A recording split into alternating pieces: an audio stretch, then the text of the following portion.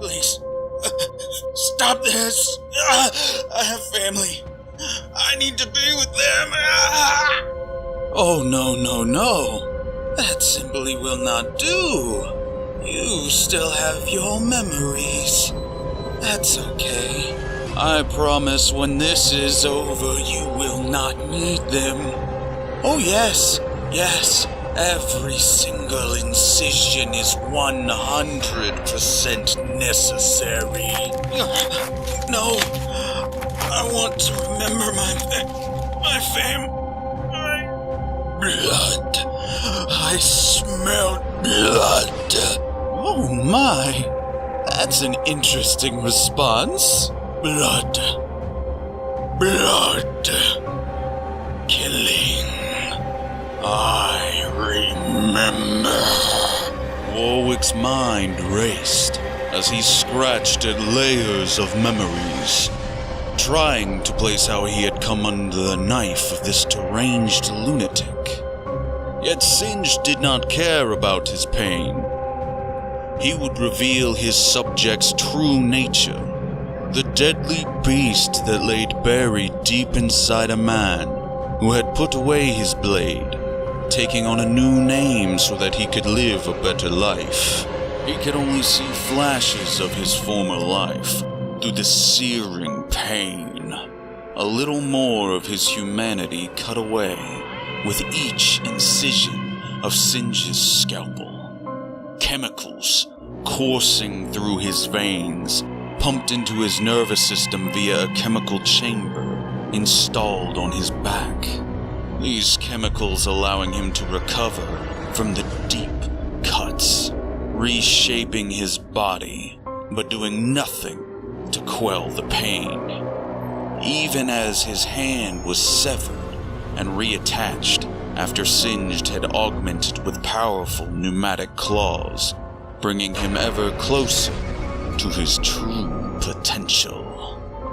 Though he was strapped to a table, he still resisted, forcing his body to reject the chemicals that were slowly transmuting him. In place of tears, toxins leaked from his eyes, coughing up gobs of caustic phlegm that sizzled against his chest before falling to the floor and burning shallow holes into it. He writhed in agony for hours on end, until finally death would take his body.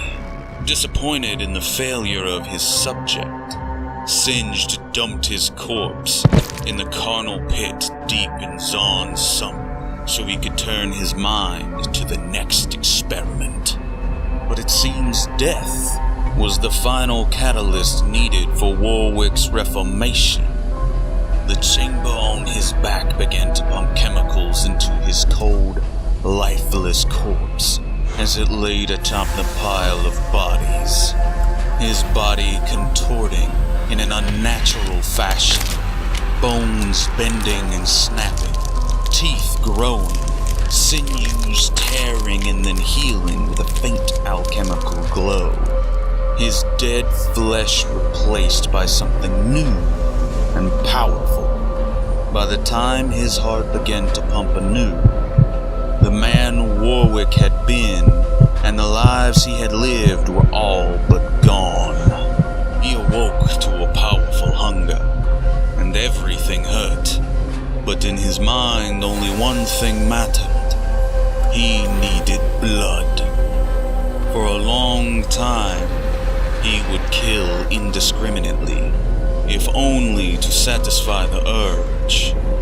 But each and every time he turned himself over to the beast, he would see glimpses of the man he once was, staring back at him with a blade in hand, covered in blood, that blood running down his hands, and from his hands to everything he touched. No longer content to kill indiscriminately, he would hunt, pursuing those already covered in the stench of blood. Just as he was the day he was dragged to Singe's door. He knew that Singed had been right. The good man he was nothing but a lie. He was Warwick.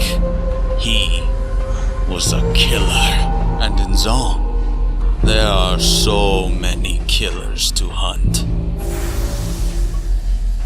The chains are broken. The beast is free.